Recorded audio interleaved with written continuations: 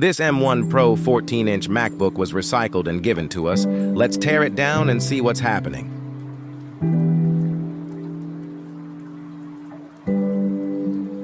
No power, it seems. Let's check the wattage reader.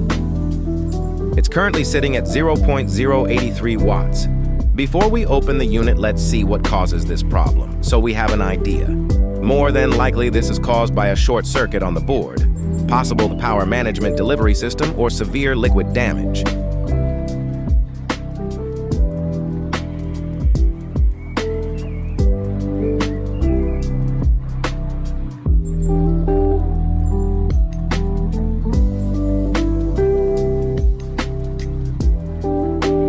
Some nasty corrosion on the battery connector that can be a problem.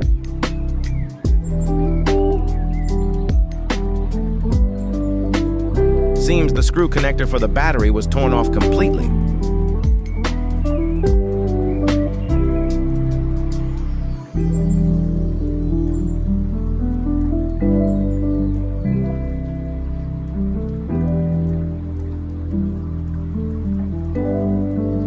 This board looks like it got hit horribly with water damage.